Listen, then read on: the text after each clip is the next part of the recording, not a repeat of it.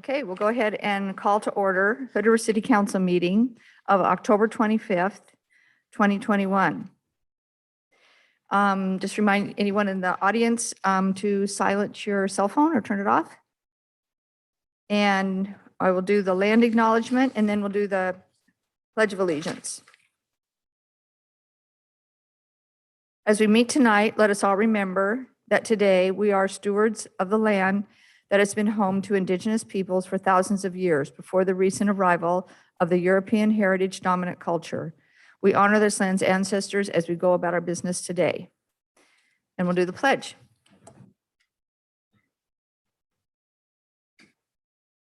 Pledge allegiance to the flag of the United States of America and to the republic for which it stands, one nation, under God, indivisible, with liberty and justice for all.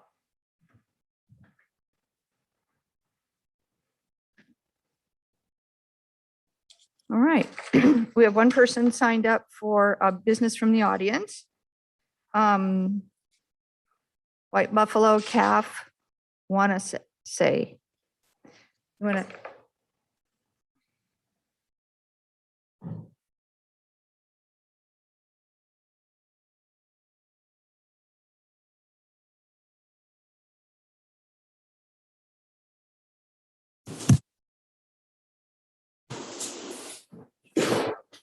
All right, you have 3 minutes.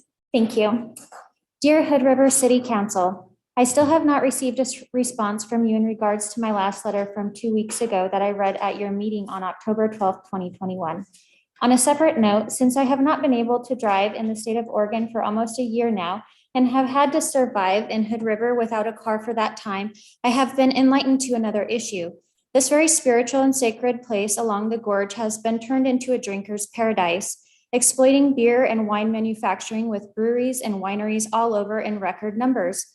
It is one of the few places in America where drinking in public is legal. The city of Hood River encourages drinking. Do any of you realize that there are only 2 cabs in Hood River who are not always available and that Uber and Lyft are not allowed here? So how do you expect your thousands of tourists and residents to get around safely in your drinking town located on a hill? Nobody expects when they come here that they won't be able to call a cab easily or have to wait 40 minutes to get up a 5-minute ride up to the heights, or when they go to their Uber or Lyft app only to find that they don't serve this area. The city of Hood River encourages and thrives off a drinking culture and does not provide adequate transportation to keep the drunks off the road. If you look at the statistics, you will find that there are more DUIs here than in all the cities around us, even Portland. I accuse the city of Hood River and the Hood River City Police of using alcohol to siphon money out of the visitors and residents of Hood River. I suggest you make it a priority to decrease the number of DUIs in this town and take responsibility for this trap you have created. Please stop taking advantage of the people to pad your budgets. Spirit bless. I have a PS in the letter. The White Buffalo Calf Trading Post will be homeless beginning Monday, November 1st, 2021. The Trading Post was killed, genocide, by the new owners of Betty's Place, Ricardo and Sherry Castaneda. Ricardo Castaneda also works for the Hood River County Sheriff's Department, which is a conflict of interest, and Nunamaker Property Management. They have colluded to prevent me from existing in downtown Hood River, and are also guilty of defamation of character, harassment, and discrimination as well. I am documenting that I have viewed 2 properties downtown, one owned by Brad Pedron in the First National Bank building under the Goodwill Boutique, and another owned by Judy Zorza and her husband, 2010 Oak Street above Art on Oak, and they both refused to rent to me knowing that my business was at risk. That's all I have. Thank you. You're welcome. Thank you.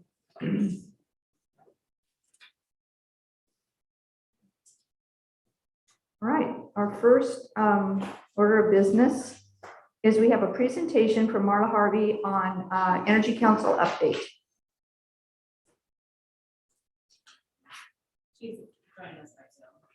Okay.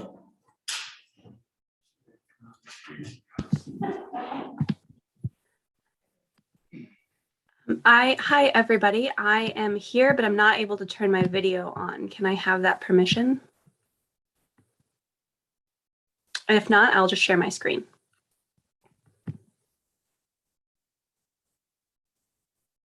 Working on it.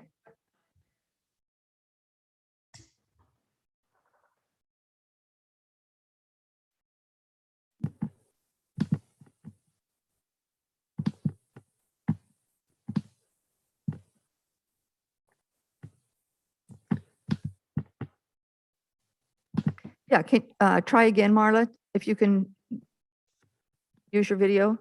Okay, I'm sharing my screen first. I'm still unable to use my video, but that is okay because my presentation will be what we'll want to see.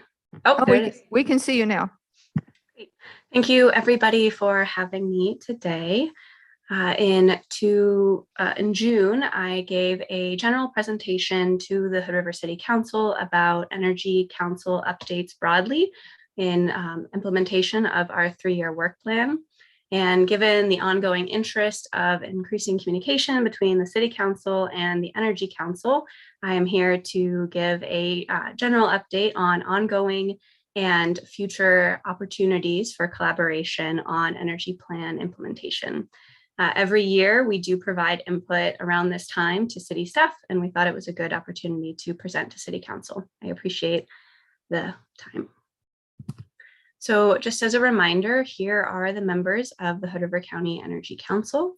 I will note that we are accepting applications for new members that are due December 1st, so please forward any potential interested folks my way or point them to our website where the applications are. So just to start, I wanted to celebrate with some completed projects and to congratulate the city on your incredible work this year and some incredible staff that have been implementing a lot of work. So now, and just to also reference right off the bat, the projects listed are ones that the Energy Council has in some way been involved in with the city, whether that be through directing them to opportunities or direct implementation.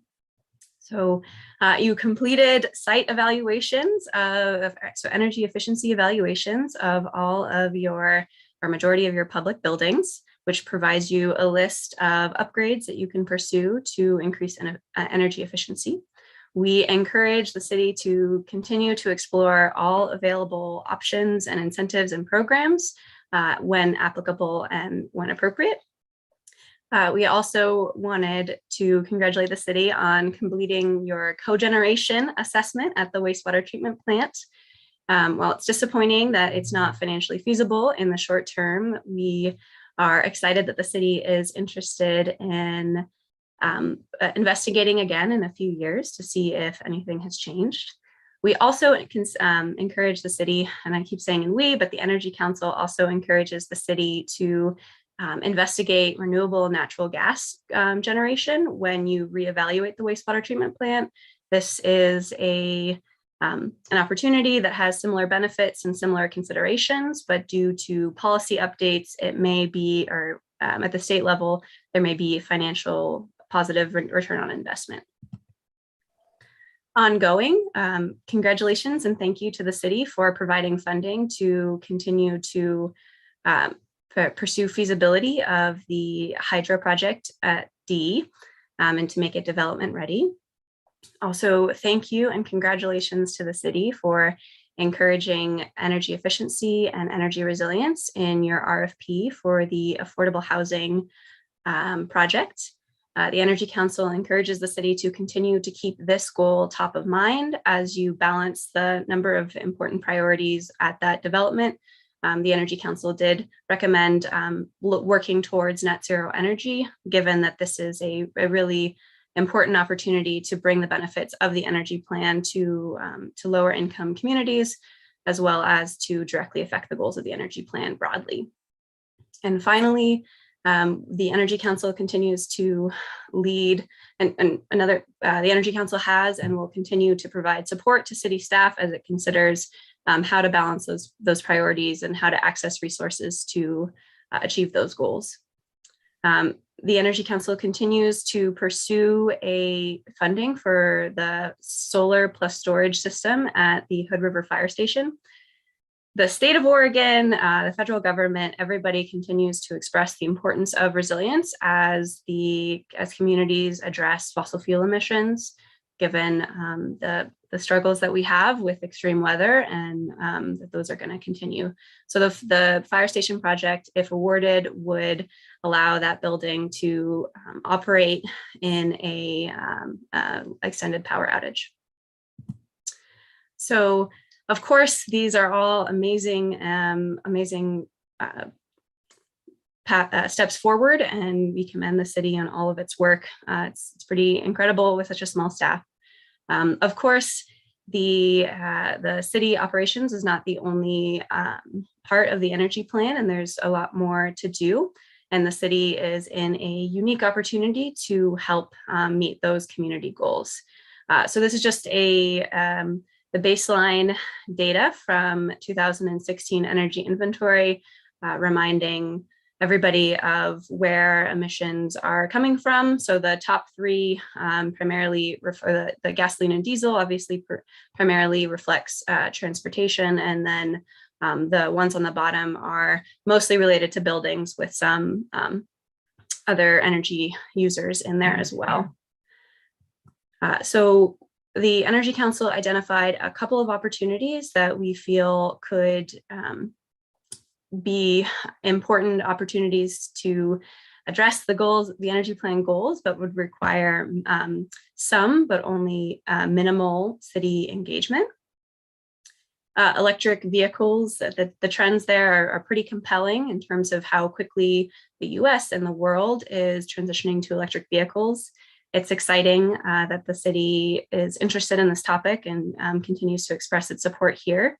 The problem or the challenge is that there are a number of ways in which equity can be, rural communities may not be seeing the benefits of electrification at the same rate, may have issues with infrastructure to support growing electrification trends.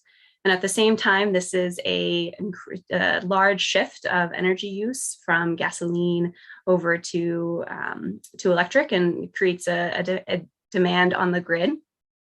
And so that can create challenges and costs if not planned for.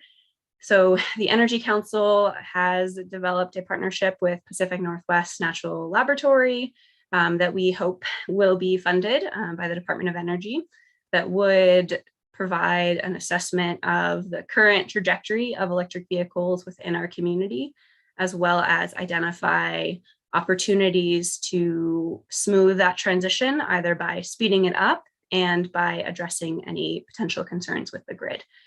So the city did submit a letter of support for that project, and we hope that you will continue to provide input and, of course, review any results that come out of that and any recommendations. Secondly, their buildings are an important opportunity to address emissions as well.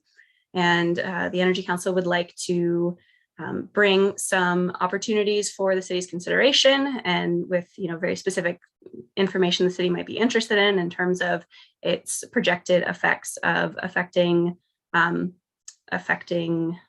emissions, as well as the effects that might have on city staff and the building community as well.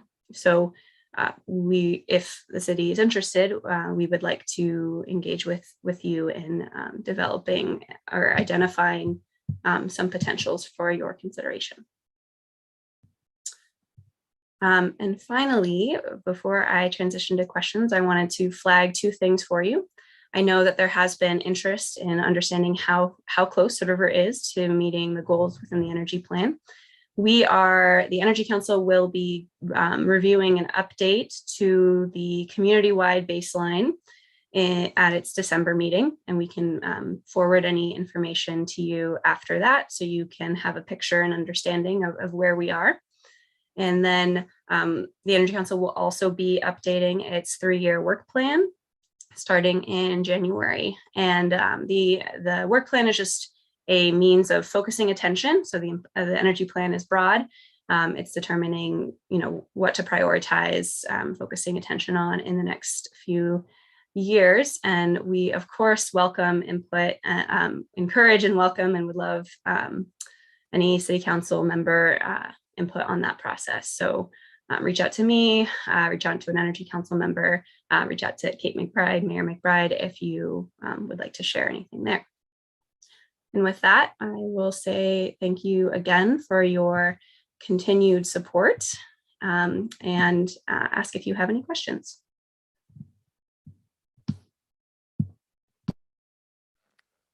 Any questions on this end? Eric? Hi, Marla. I'm Eric Haney here on the end.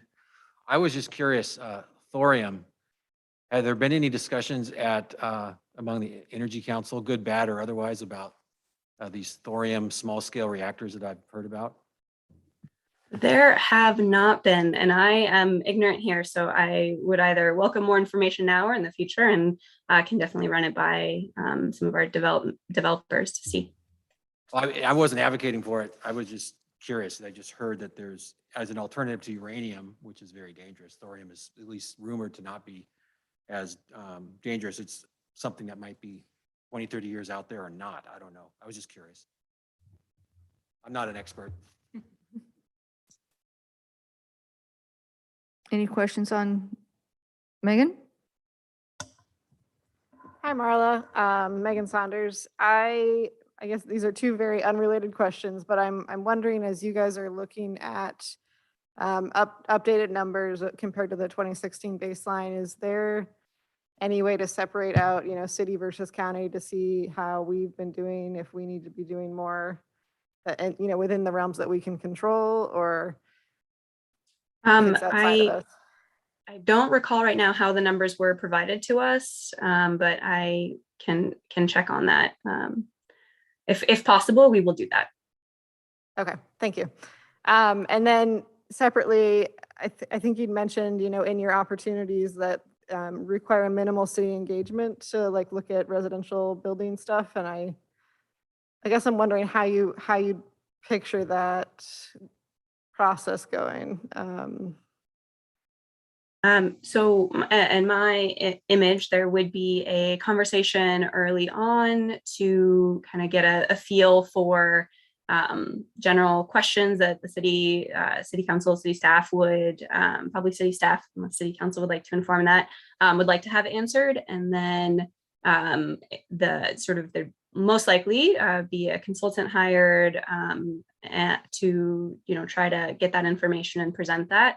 I also imagine there's a few programs that are, already known that we've, been already the Energy Council's already been interested in, just kind of running that by city staff to get, first impressions on concerns that might come up in order to, speak to that in whatever is created. And I could talk a little bit more specifically on that, because I was on that committee when, I'm not on that committee now, but I was a couple years ago. And one of the potential things was that we could do energy labeling, a required energy labeling if a house sells. They do this in Portland. It's required. It's like you have to have a certified wood stove. You can't have a wood stove that's putting out bad stuff, and you have to take it out if you're going to sell your house. Or you have to have, a home inspection, things like that. So it's an inspection, and it tells the energy use of your house. So that is something that could be implemented here. They have it in Portland already. There's quite a few other towns that have it. Other things that could be done is we could give some kind of incentive, whether that would be an expedited application for a building permit or something like that. If someone was going to do extra energy efficiency on a building, but that, that would take staff time. And so, those are just some possibilities of different kinds of things that we could do. Thank you. Gladys? Hi, Marla. I have a question for opportunities for collaboration for this next coming year. I don't see anything around are you sure that the community understands what the Energy Council is and what the purpose of this council is and what you do moving forward? And then is that information in plain language where Spanish-speaking community or other communities would be able to benefit from this information? The general question on Energy Council communications is one that has been prioritized, and we have a 2-year grant that part of the second year is going to be about creating a website and drafting materials in plain language to sort of begin to do what you're describing.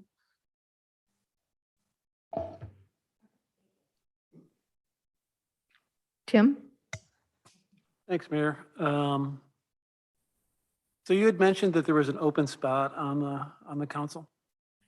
There is currently one opening, and then the membership is split, and so there will be 6 positions open in the new year, and we do expect some new members to reapply, but everyone will be reviewed. So is there any criteria that people need to consider when applying, or is there any categories that you're trying to fill? So typically we are it's sort of anyone that has interest or expertise in a particular area of the energy plan is really helpful. In terms of specific expertises that we lack, I don't want to comment on that on behalf of the Energy Council. I would say that there are probably members that would have specific opinions on that. I know that we have been interested in especially having somebody with a greater expertise in communications and equity. But other than that, I think any area of the energy plan or even just a strong community connection. So somebody that's interested in, somebody at the school board that's interested in how schools and the energy plan intersect, or agriculture, et cetera. Thank you, and thank you for all that you do, Marla. Thank you. Jessica? I was just going to jump in and add that the 2-year grants from Meyer, and part of it is also engaging with Spanish language outreach, especially around weatherization, and I'm probably missing things. Could you talk a little bit about that, Marla? Yes, so there is a project that we are hopefully going to begin at the end of this year that's specifically around one, doing some needs assessments and interest assessments with Latinx communities around weatherization, and then also contracting with an organization to do a Solarize campaign with specific focus and attention towards Latinx communities and low-income communities for the weatherization piece.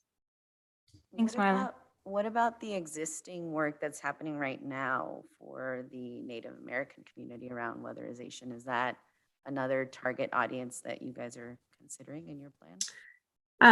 I think that's a great point, and the contractor that we are working with and hoping to have a contract with very soon works very closely with the Native American community and is familiar with the weatherization work. It wasn't a community that we specifically listed in the grant, but it definitely is one that I think we would love to figure out the right intersection with.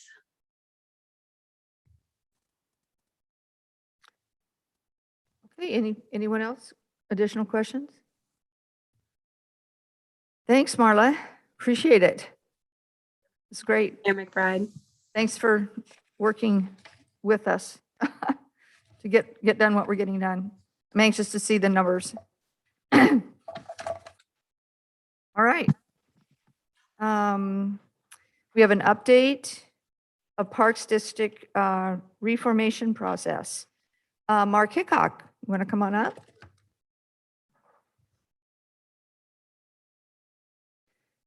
Just give that little saucer a tap there. There you go. Green beans go. All right. Well, thank you very much, Honorable Mayor and esteemed City Council, for having me here this evening to talk to you again. I always love coming here and talking with you. I noticed they're adjusting the camera up for me. Thank you.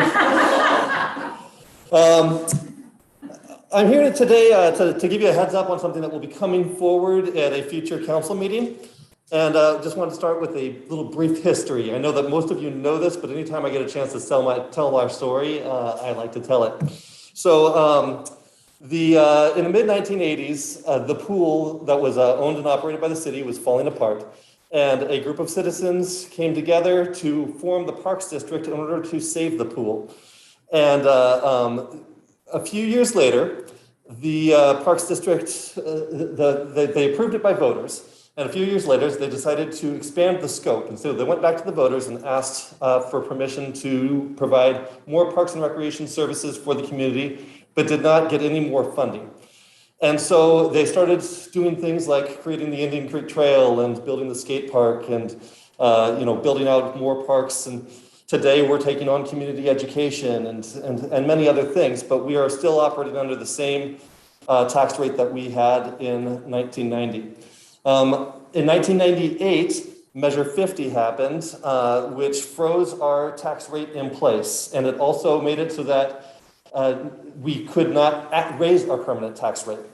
So for years, we've been looking at different ways and potential to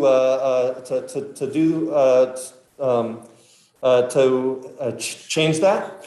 And 30 years later, we're looking at the pool renovation again. It is falling apart. The cover that we put on it in 1996 had a 20-year lifespan. That is over. Many of the pipes that were underground were the original pipes and the original surge tank of the 1947 pool. We did reconfigure the pools, but a lot of the underground stuff that you don't see is still the older stuff. So we are in need of replacing that. And so the one way to increase our tax rate would be to dissolve the current district and reform a new Parks and Recreation district. And this has been done in a couple other places throughout the state. Most recently in Bend, there was a 911 district that just went through this process. You put both things on the ballot at the same time, and they both have to pass, dissolving the district and reforming a new Parks District. Originally, when the Parks District was formed, in order to invest in the pool, what they did was they borrowed against the general fund rate, which is kind of what we're looking at doing again, being able to raise our rate and be able to borrow against that capacity, and then also be able to have some more money for operating the park system. This was mentioned as an implementation strategy in the multi-jurisdictional master plan that was adopted by the city, the county, the port, and us in September of 2020. And we have been talking about it for a lot of years. Have done a lot of data collection, going out and asking the community what they're interested in, what they'd be willing to pay for. We've done that through surveys when we did our pool feasibility study a few years ago, and through our master plan a few years ago. And then most recently, we did a survey this just a couple of weeks ago in October, where we went out just to see if any of that had changed with COVID and with just new times. What we found consistently with each time that we've done this is the community wants a new pool with more of an expanded community center, something a little bit bigger. That's for our growing community. They are interested in us continuing to invest in maintenance of what we already own and operate. And they are interested in trails that are walking distance to their home, much like the Indian Creek Trail and the West Side Trail, but expansion of those trails and more walkable community and that sort of thing. So our next steps are we have a special meeting on November 4th, where we will be discussing what sort of things that we might want to put on a ballot measure and just establishing a tax rate and those sorts of things. But our goal right now is to go on the May of 2022 ballot, which seems like it's a far ways away, but lining up all the different things that we need to in order to get on that ballot. The county is the one that needs to put us on the ballot for the order of formation. And then there are different hearings and 30-day waiting periods between those hearings and all of these things. And that backs us up to the month of November. So the very first step before the county can put on an order of formation is to go to all the different cities that are in the district. Here it's just Hood River. And get a resolution approving the order of formation for the county. I think it's important to note here that it's not a support of everything that's specifically on this, but just a support to go out and ask the voters to let them decide. And so at the next meeting, the next city council meeting on the 8th of November, we'll be bringing this resolution to you. I thought that I would come here today just to kind of explain that to you in advance and then see if you had any questions, or invite you to email me with any questions that you might have in advance, so that when I come to that meeting, I can be prepared and have answers to your questions and what you might want to know about that. So I appreciate you giving me the time here today. And if you have any questions for me right now, I'm happy to try and answer them. Otherwise, you can go ahead and email them to me. I just have a question about, we would need to pass the resolution at our next meeting. Is that, you think? Because Yeah, of the in order, timing? so that we need to bring the order of formation to the county at their November 15th meeting. It's tough. The county only meets once a month. And it's just with the timing and everything like that, it's kind of tricky to get it in there. So yes. Okay. So the resolution is not an endorsement. It's just so that you can get on the ballot and ask the public. Correct. Okay. Other questions right now? Just thank you for coming early to explain all that. I appreciate that. Oh, you're welcome. Megan? I'll second the thank you. And I just might have missed this, but did you say what the tax rate you were proposing was? No, we're going to be discussing that at a future, at the November 4th meeting at our Parks Board. But we will be bringing that, it will be on the resolution. Okay, great. And then, so this might be for the 8th when you come back. I guess it'd be nice to see, I'm not going to hold up the approval, but I'd be interested to see like what the calculation is of you know, like what new trails are going to be covered, or like what you're planning for the new capacity. Mm-hmm. A little detail. Okay. Yeah. Yep. Thank you. Yeah, you're welcome. This is a wild, one of those wild ideas. I love it. Okay. Okay. Oh, well, I'll tell you if I love it after. Hit me with it. You might like it. No. You guys ever contemplated taking all the parks in the whole county, in the city, in the port? I told you. I mean, becoming parks. Yeah. Has your board ever discussed that? Or We thought- have, and we discussed it a little bit during the master plan process on whether or not we could do that. Regulatory, there's a lot to it, a lot of questions over ownership, who would continue to own, how they would still invest into it. So like, if, you know, I've seen other communities, I was just looking at Olympia, Washington, just actually passed a municipal parks district. And what they did was, it's within the actual city boundaries, it's the boundaries of their parks district as well. And they took whatever general fund rate that they were getting, which was I think 9% of the general fund went to parks, and they froze that. And then they asked for more money, because what they were afraid of is if they passed that, the city backing off of what they were doing, you know, so there's a lot of different. Right, yeah. There's a lot of different moving parts in different parts of it. And I think that that's something that we can still discuss if this is formed. What this does, I think, is it gives us the operational capacity to look at things like that. Right now, we have one maintenance guy that's split between the pool and all the rest of our parks, and he's operating out of a 10 by 14 foot shed. So Obviously, if you have all the parks out. yeah, You couldn't be doing exactly. that. So I think what this does is it ups our game a little bit to be able to provide these services and do these things much in the way that many of the other places do, where we have like an actual shop and we have an actual maintenance crew of multiple people. And we're looking more at contracting kind of like in the way that the city's doing, and we can do that. So once we have, I think, a little bit more of that operational capacity to look at that, those doors are not closed. I think that we can still continue to look at doing that. This is just going to get us up to that level to be able to do that.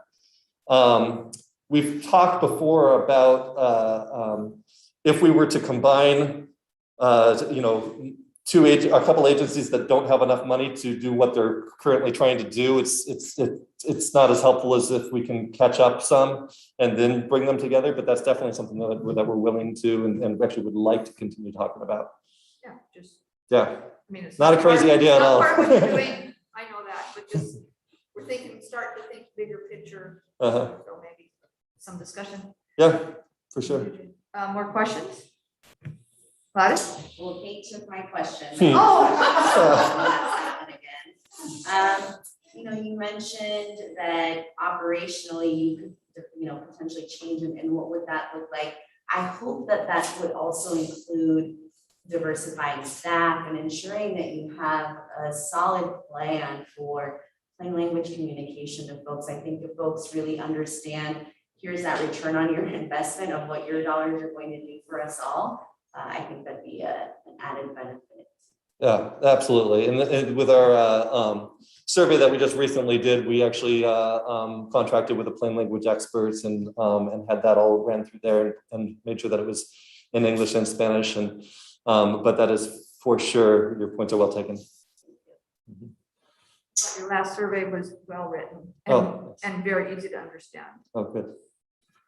I just want to say congratulations, you guys. It's been a long discussion to do this, and I'm glad for you guys that we're on the edge of doing it. All right.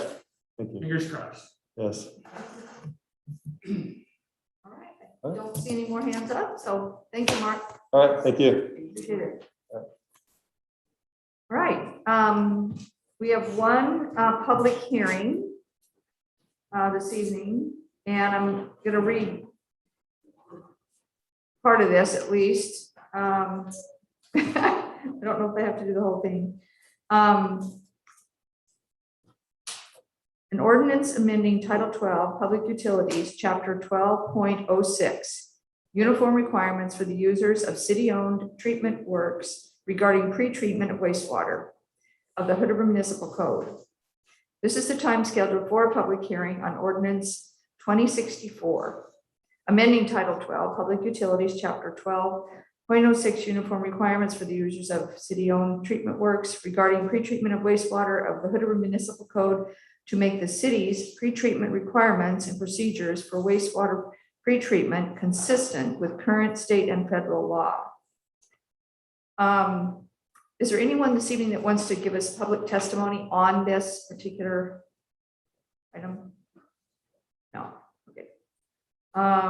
So I'm not going to read anything about that because we don't have anyone who wants to give testimony. All right, we'll have the staff report. Mark, Janet? Good evening. What we're requesting tonight is repeal of this chapter. This is a requirement with the DEQ and EPA.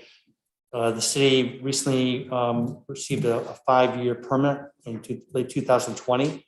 Part of that 5-year permit is to create a new industrial pretreatment program. There's numerous items that need to be done for that: enforcement, fog program, surcharge study. We're working on this project with Windsor Engineering and Jacobs Engineering. They're both doing part of the IPP.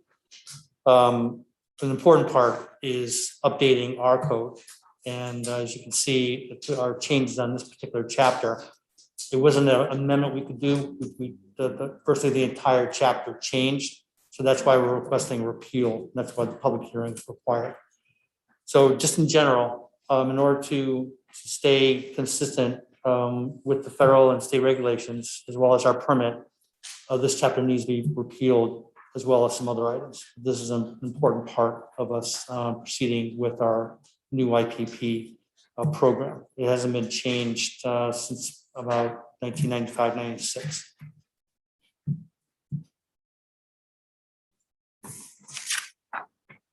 Mark, can you, in a nutshell, because this was I started down into the weeds on this thing and I was like, oh my gosh. In a nutshell, can you tell us what all these changes, and maybe there's like 2 changes, just how different will it be from what we've done in the past? It's not gonna be a lot different. Oh, It's just, okay. it's just language that need to be updated to reflect current laws and current regulations that the EPA and the DEQ have. So operation wise, we haven't changed very much. The permit that we received in late 2020, that's what changed our operations more than anything else. But even that, there hasn't been some huge ground swell of changes that have occurred relative to how we process. This is really just not just, but it's very important to keep up with the regulations that have occurred over this 25-year period that we have not kept up with. That's what this is. Okay, all right. Questions, other questions, Mark? Thanks, Mark. The few companies that are currently doing pre-treatment, are they abreast of these changes and no one's being too terribly upset? Oh, we've contacted everyone. We've been updating their permits as well with us. And as a matter of fact, the 4 major industrial companies have been issued new permits themselves. And they've had to make some changes to their own operations as well as updating some of their machinery. But they've been informed of this. It's not a big paradigm shift for their compliance. No, as a matter of fact, what we're doing here is really already reflected a lot in their existing permits that they recently received. And that's relative to their own oxygen levels and their own wherever they're putting into our system, pH, things like that. My question was about the. Yes, so 3 questions, maybe I can just give them to you. I have 3 questions, maybe I can just throw them your way.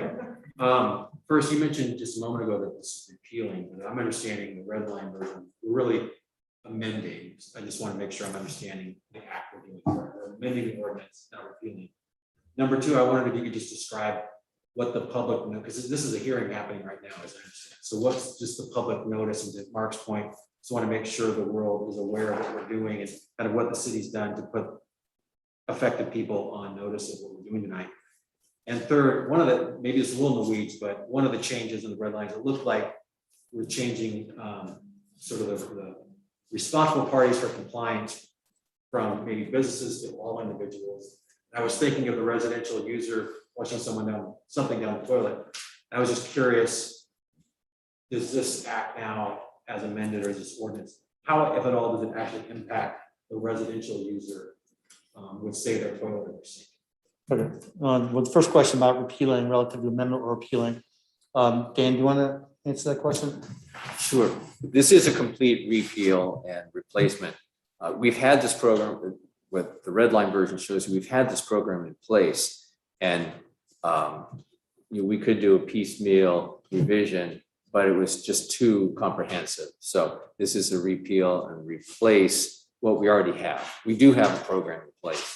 And as you can see, from my perspective as the city's attorney, this is one of those transitional periods in the city's history where 10 years ago, we had maybe 1 or 2 of these big industrial producers that we had to deal with specially and specifically, and it was sort of awkward because we didn't have good regulations. We developed them with those first few industrial users over the past 10 years. Now we have 4, 5. 4. I anticipate over the next 10 years, you'll see more of those, breweries and distilleries and fruit juice processors, Tofurky. Those are the waste producers. And so this is sort of the city's regulations catching up. But also you get the idea that there are a lot of cooks in this. There's the federal EPA driven by the Clean Water Act, and then the federal regulations as implemented by the state DEQ has adopted all these regulations. And so later on, we'll explain one last minute change, but that's the nature of this. And so when Mark suggested a kind of interlineation, point by point change, I just got this incredible headache, how this would be so impossible to understand. And so that's why we're doing it as a repeal replace. Relative to publishing, we had to publish this just like we do any other public hearing on our website, news organization. So we have to follow the same information provision to the public as we would in the other public hearing. And that happened. That's correct. And then third, relative to the normal resident, I don't really see how this is going to affect them. It just has more to do with the businesses, restaurants, anybody who's going to be putting something into our system that might have some sort of an effect relative to our processing. So I can't see how this is going to affect any sort of resident, even any kind, like a small business, say an office or a wine tasting, but a large restaurant or an industrial user, brewery, that sort of thing. They'll need to start observing additional regulations. And we have to do this. I mean, it's just for protection of the environment, protection of our plant, protection of our piping systems, just in general. It needs to be done.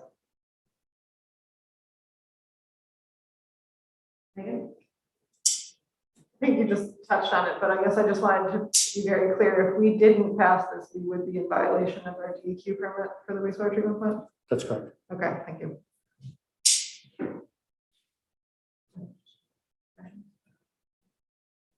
I move to adopt ordinance 2064. Wait. Oh, wait a minute, I've got one more thing. One more question. Okay, so we're in our public hearing, we've had our staff report.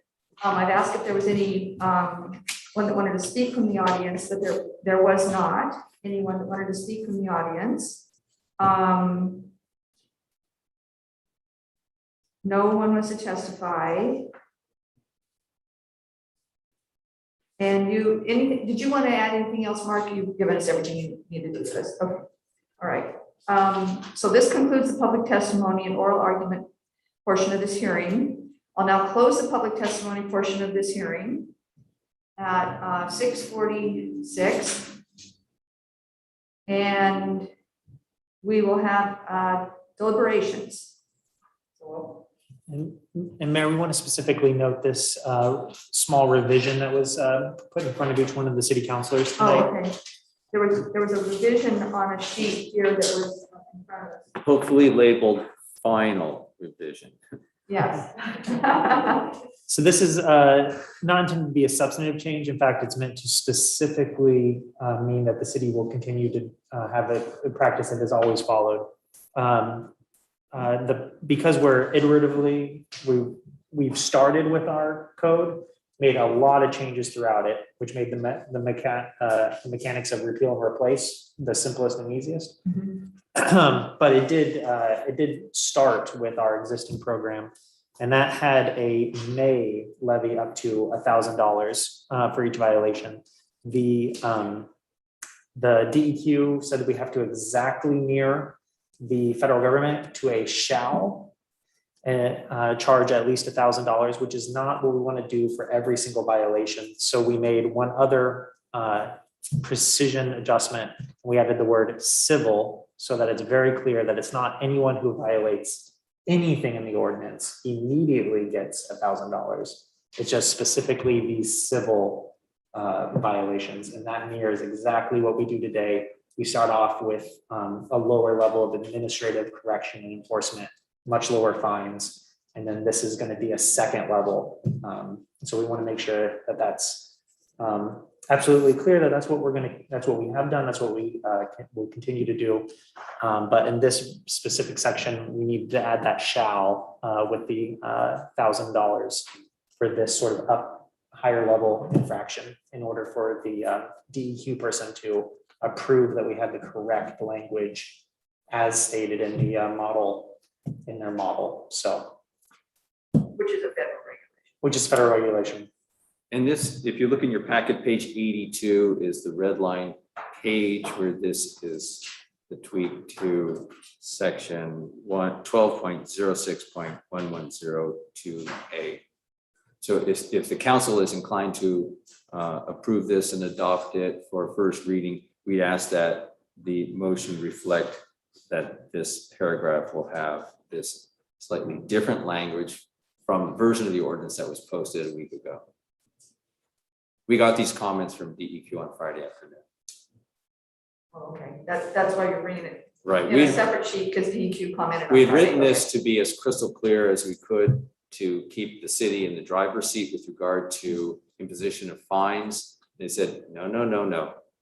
Use the language from the federal regulations. Okay, that's what we did. And we still have the ability to do on these administrative penalties lower than 1,000. Ultimately, what we want is we don't want the plant poisoned, so it stops functioning. See what I mean? And so compliance is the key, not necessarily big fines. But if big fines are what it takes to get industrial polluters' attention, we have that authority now. Okay, other questions? Are people inclined? I mean, this is something we have, basically. If we want to have our permits, we have to change these things. Okay. You want to? I do. Tim? Okay, with the change?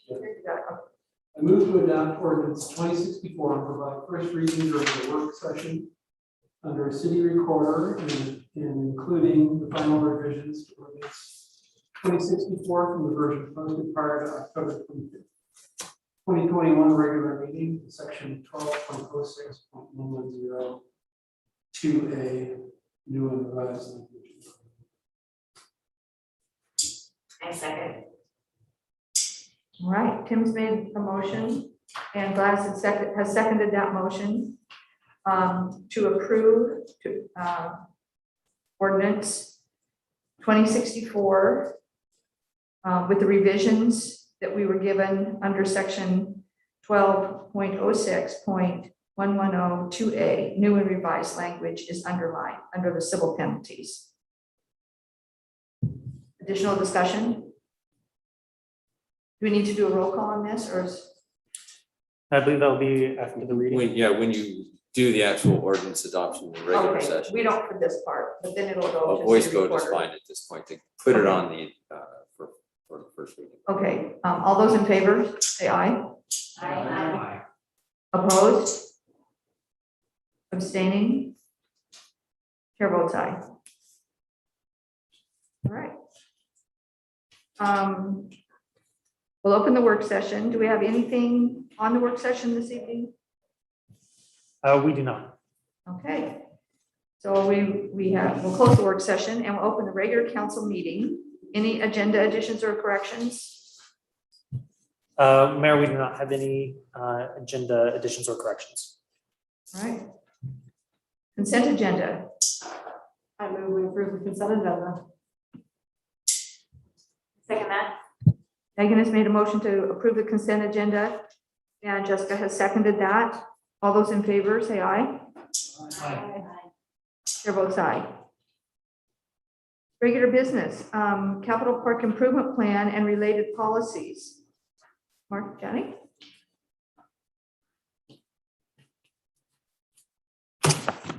So from our previous meeting, relative to the park CIP, what was drawn up is a resolution for movement on the CIP for the parks.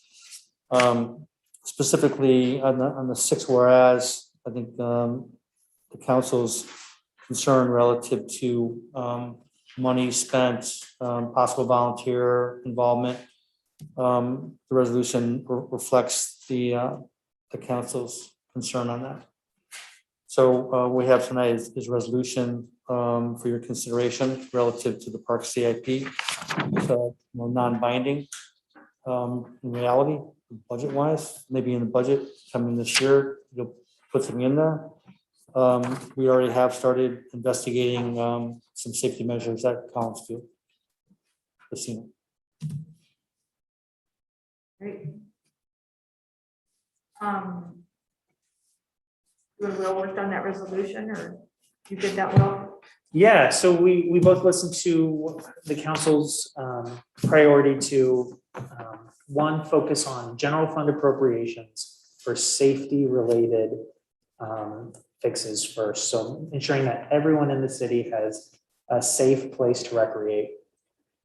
And that number two, though, we should also try to involve the community in having them co-participate both in fundraising and via their time, effort, and energy, the same way that we did with Children's Park. So what this does is we have this conceptual framework, which I think achieves the original purpose of the council work plan to create a CIP, to organize kind of what needs to come first, second, third, fourth, what is the broad cost implications for budgeting purposes, that then now will give us a good framework to plug into the annual budget with these additional policy statements about minimum quality, minimum safety for everyone, and then layering on top of that a real priority in community involvement and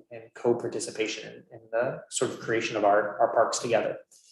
So that's what we tried to put into this resolution for the city council, but let me know if we did the right job, or we can make any modifications tonight. Great. I think you captured it, I think, personally. So other comments? Megan? I think you did, I guess, and it's a little bit talked about, but I guess to me, there is kind of a third leg of the stool of we do still have limited funding. And so really making sure we're leveraging that, especially for new capacity, I think is a real priority, because we want to get as good a bang of a buck as we can with our general fund money.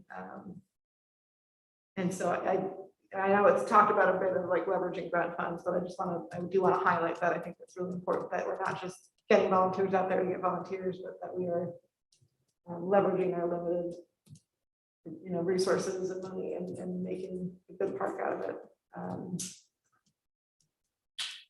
Yeah, thank you. Okay. Jessica? I was just gonna say, I thought staff did a great job listening to council last time, and the resolution, I really like the language, so great job. Mark? Yeah, just seconding that, I think you outlined it well, and the second, be it further resolved, has, talks just to Megan's point, and then, it's really the proof's in the pudding when we budget stuff, I think, right? So I'm hip to this. Megan? I guess to that point, I don't think it's for the resolution tonight, but I think it will be useful when we get to budgeting to be able to rehash the last year of what was done. Was it in the safety bucket? How did we engage volunteers or get grant money, or be able to review how this is working would be valuable. Yeah, and Councilor Sonda, just following up on your comment, we are already, Mark and I, brainstorming how we can pair the new community engagement coordinator that the city council approved in this year's budget that's going to start on November 1st, pair them with Travis Peace, our park lead, to really build a really robust sort of volunteer parks, sort of parks core, maybe, so to speak. So we're already, that's just the beginning of a brainstorm, but we've heard the council direction and we'll certainly carry it out.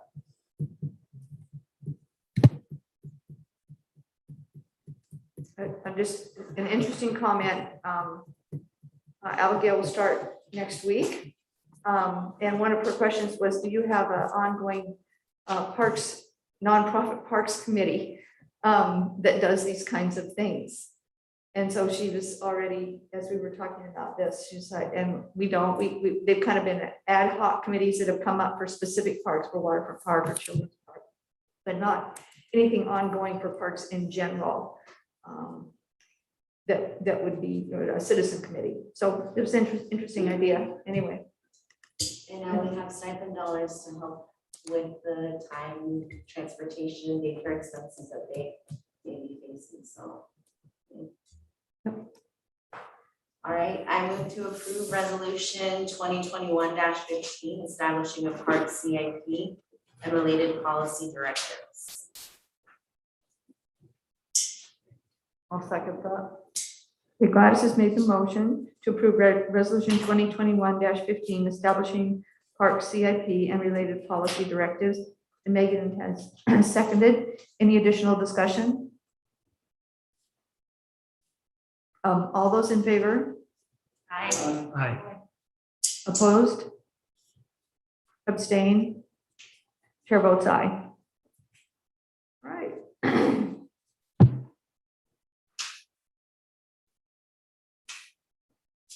You're up again, Mark. Amendment number 11 to the Jacob service contract for wastewater treatment plant. I'll need some help from Will relative to this, but just in general, this is like a service contract that we have with Jacobs Engineering. They've been taking care of our wastewater plant for probably 40 years. Most recently, we had a contract with them 20 years, in July 2010. We signed a 10-year contract. Next year, our Windsor Engineering right now, our wastewater administrator is creating an RFP to go out to see who else might be out there to run our plant. But in the interim, this amendment we're requesting your consideration for. It's an increase in the amount, 7.34% for Jacobs Engineering for the next year. So that's what this is. All right. The only thing I'll add to that is just a little explanation of the graphs that you have in your staff report.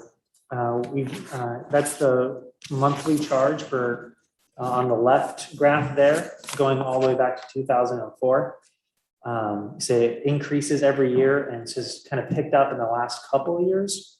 But when you adjust those numbers for current 2021 dollars, where we've seen quite a bit of inflation in the past 12 months, unfortunately, and our city population, which has also seen a big increase in the past couple of years, and really throughout the 2000s, on a per capita inflation adjusted basis, Jacobs has actually done, and their predecessor companies have done very good at kind of staying in a good, stable cost per person throughout their engagement with us, at least going back to the early 2000s. We'd like to add too, we are doing numerous projects. We have done last year, but we are also launching numerous projects, which has taken more time, taking Jacobs Engineering more time, not only operates the plant, but some of their guys at their office in Bend and Portland. So. All right, Mark. Thanks, guys. This runs out July 1st of 22, June 30th of 22. Does that give us time to get through the search and find and we're going to try contract? I'm hoping to get this RFP out very soon. Right, versus just, so did you consider extending this to, you know, the end It's of the possible. calendar year or If something? we don't get it done right, or we don't have good enough response, we might. We have still to. have the ability to do that. That's correct. Yeah. Hey, Jacobs has been a spectacular partner for us in a lot of ways. They're not going to leave us. They're here. As you know, we'll if we need to extend it, we will to get us through a smooth RFP and you know, open and competitive. So if we go with a new operator, I'm sure they'll hand it over gently and do a good job of transition. But I'm not worried that they're just gonna walk off the job on July 1st. Yeah. It's more of a situation for due diligence, our due diligence for the city to make sure we're getting the right people. Any other questions? All right, there's a motion on page 108. I move the city council authorize the city manager to sign amendment number 11 to the current Jacob service contract for $1,134,481. I second that. Megan has made a motion and Jessica has seconded to authorize the city manager to sign amendment number 11 to the current Jacob service contract for $1,134,481. All those in favor? Aye. Opposed? Abstaining? Chair votes aye. Thank you. I'm just gonna stay up there. Stay right up there, Mark. Hood River Shelter Services fee waiver. This one should take Okay, this is similar to a waiver of fees that you recently saw at Children's Park for a structure that the Lions are going to be putting up, or excuse me, roadway, I believe. This is, and I'm sure you all know what this is. There's 13 pallet structures that are going to be placed on our property off Cascade. It's a development, so there are certain fees that the city is bound to charge anybody who does development in terms of building, engineering, that sort of thing. The only body that can waive that is City Council, and so this is a request for consideration to waive fees, any fees that might be associated with the warming shelter development on Cascade. Discussion? Questions? Just like a disclosure. Sure. So it's public information that I have a professional relationship with River Shelter Services, which the record should reflect as a nonprofit 501c3. Also have no economic interest because my relationship is volunteer. So under the operating rules, I believe I can vote. Thank you, Eric. Thank you so much. All right, motion? I move the city of Hood River waive all municipal fees associated with the warming shelter site development at 1733 Oak Street. I second. Megan's made a motion. Gladys has seconded that motion. For the city of Hood River to waive all municipal fees associated with the warming shelter site development at 1733 Oak Street. Additional discussion?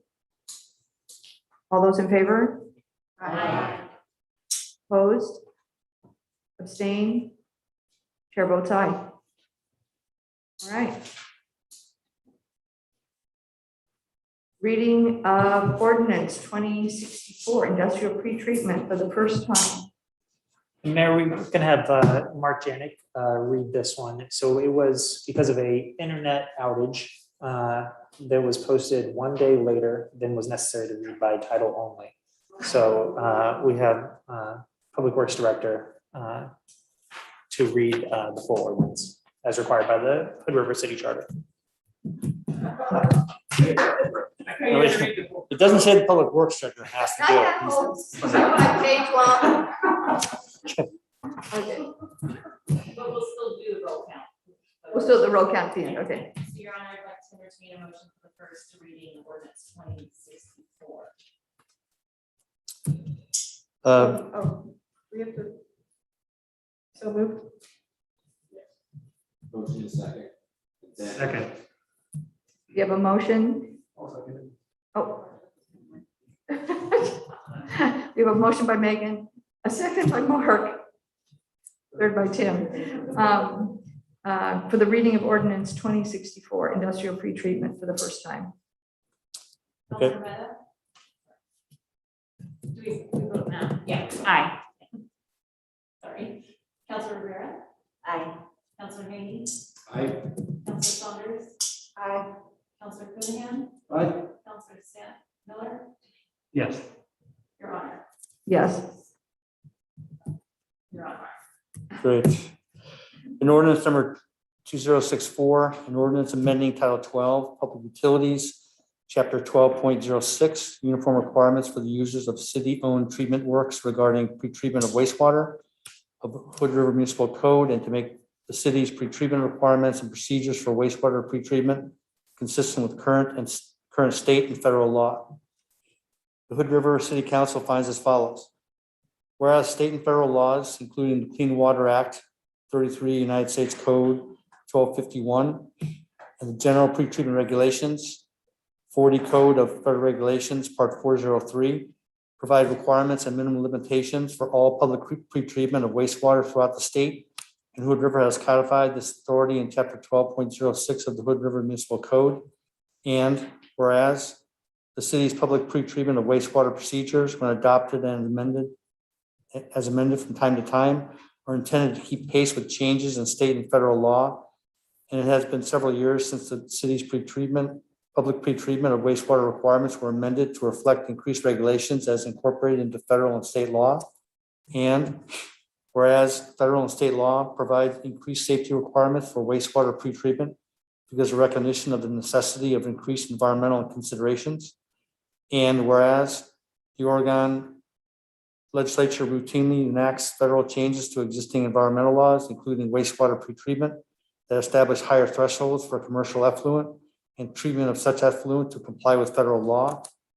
And whereas the City Council desires to update municipal regulations to reflect alterations in federal and state laws within the municipal code. And whereas the City Council considered alterations and amendments to all sections of HRMC Chapter 12.06, uniform requirements for the users of the city-owned treatment works regarding pretreatment of wastewater, to implement new procedures and regulations adopted by federal and state agencies, including the Oregon Department of Environmental Quality, DEQ, at its regular meeting on October 25th, 2021, at which time it accepted testimony and comment on the proposal set forth in Exhibit A, attached hereto and incorporated herein by this reference. Now therefore, based on the foregoing findings, which are incorporated herein by this reference, the Hood River City Council ordains as follows. Section 1, repeal. Title 12, Public Utilities, Chapter 12.06, uniform requirements for the users of the city-owned treatment works regarding pretreatment of wastewater. The Hood River Municipal Code is hereby repealed in its entirety. Section 2, adoption. Exhibit A, attached hereto and incorporated herein by this reference, is hereby adopted and shall be codified as Title 12, Public Utilities, Chapter 12.06, uniform requirements for the users of the city-owned treatment works regarding pretreatment of wastewater of the Hood River Municipal Code. Section 3, severability. If any portion, provision, or section of this ordinance or provisions of the HRMC Chapter 12.06 adopted herein is determined to be invalid or unenforceable for any reason, that findings shall not affect the validity or enforceability of any other portion, provision, or section of this ordinance or HRMC Chapter 12.06. Read for the first time October 25th, 2021.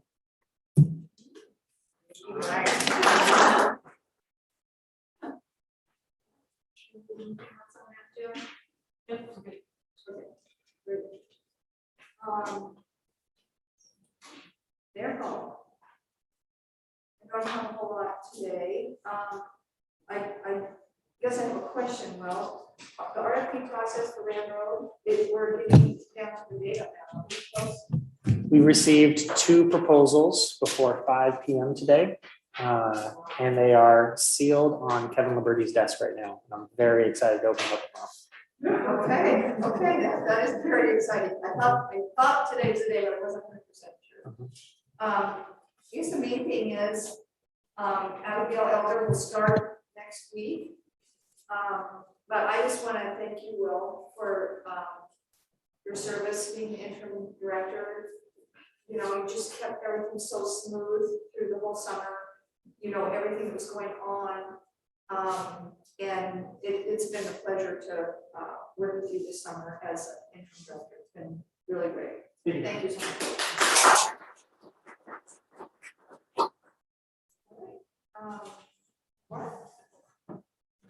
I was going to say, thanks, Will, for doing a wonderful job. And you know, honestly, really appreciate it.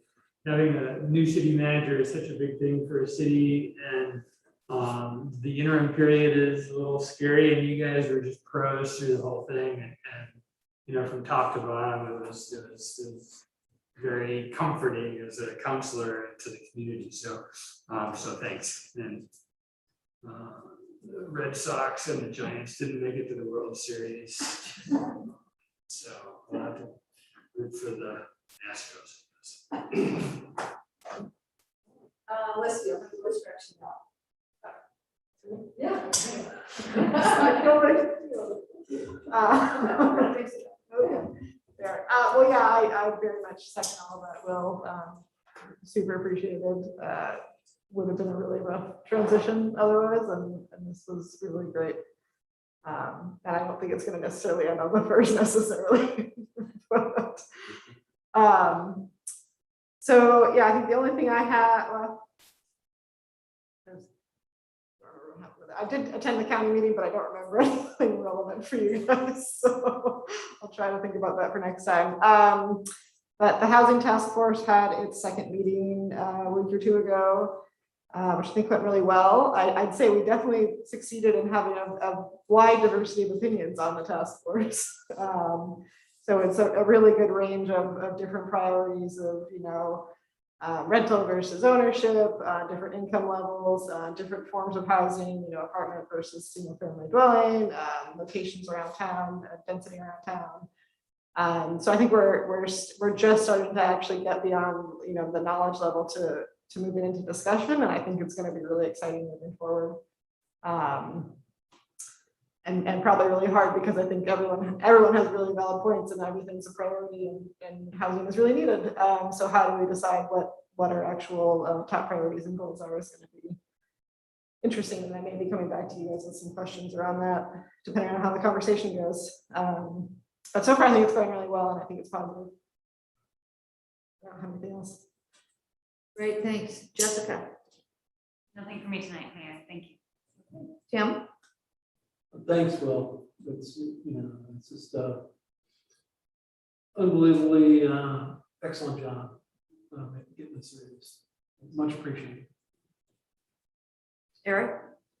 I'll just join in all the comments about oils. And with the exception of the pastoral consent.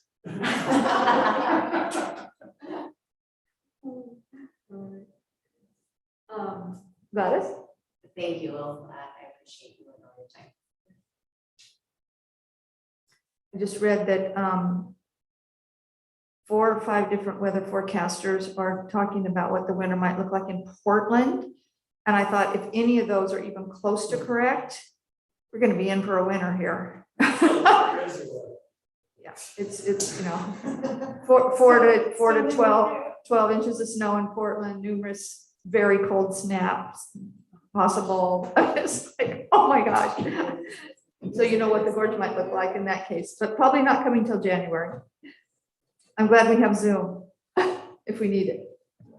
Mayor, if I may, can I just give a thanks to our public works crews? When I drove in this morning, I saw all downtown was freshly swept ahead of the rain and the wind that we're going to have. And it just reminded me just how well the city just runs and the great folks that we have across all departments. Yeah. And thank you for whoever's, I follow Hood River City on Instagram and are you helping with that or Paige or Paige is doing that?